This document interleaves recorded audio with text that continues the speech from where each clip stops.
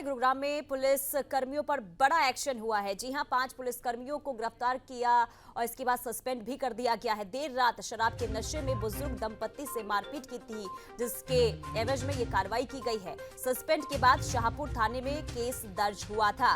SI समेत 2 head constable और 3 constable suspend कर दिए गए हैं। तो 5 पुलिस कर्मियों को गिरफ्तार कर सस्पेंड किया गया है। ये बड़ी कार्रवाई की गई है। बता दें कि देर रात शराब के नशे में बुजुर्ग दंपत्ति से मारपीट का ये पूरा मामला और जिसके बाद ये एक्शन लिया गया। सस्पेंड के बाद शाहपुर थाने में पूरा केस दर्ज हुआ था। बता दें एसआई समेत 2 हेड कांस्टेबल और 3 कांस्टेबल को सस्पेंड कर दिया गया है। तो बड़ा एक्शन यहां पर उठाया गया है। गुरुग्राम में पुलिस कर्मियों पर बड़ा एक्शन लेते हुए एसआई समेत 2 हेड कांस्टेबल और 3 कांस्टेबल सस्पेंड कर दिए गए हैं। और नीरज हमारे संवाददाता तमाम जानकारी के साथ फोन लाइन पे जुड़े हुए हैं। नीरज, बड़ा एक्शन यहां पर लिया गया है। जिस तरीके से कल ये पूरा मामला सामने आया था और आज एक्शन लेते हुए एसआई समेत 2 हेड कांस्टेबल और 3 कांस्टेबल को सस्पेंड कर दिया गया है।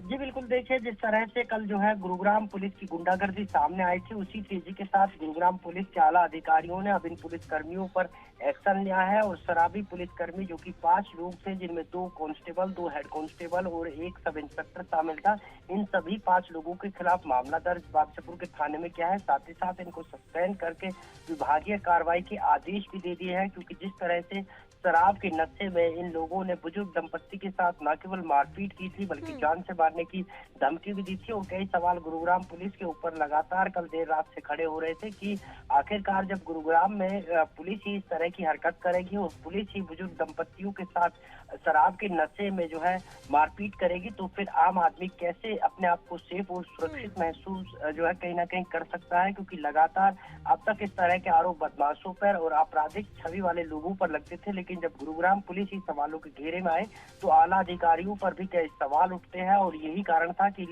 तुरंत जो है गुरुग्राम पुलिस के आला अधिकारियों ने एक्शन लिया है और अब फिलहाल 5 पुलिस कर्मियों को सस्पेंड कर दिया गया है। साथ ही साथ उनको अरेस्ट कर लिया है। मामला उनके खिलाफ जो है दर्ज हो चुका है और विभागीय कार्रवाई भी उनके खिलाफ शुरू कर दी। बिल्कुल। और नीरज, देखिए पुलिस कर्मियों की जिस तरीके से ये हरकत रही है, काफी शर्मनाक रही है। किस वजह से ये मारपीट का पूरा मामला सामने आया है? जी बिल्कुल, देखिए मैं आपको बताऊं कि कल तकरीबन 11 बजे के आसपास की ये घटना है। और ये 5 जो पुलिसकर्मी थे, ये गुरुग्राम पुलिस ऑफिस में तैनात थे।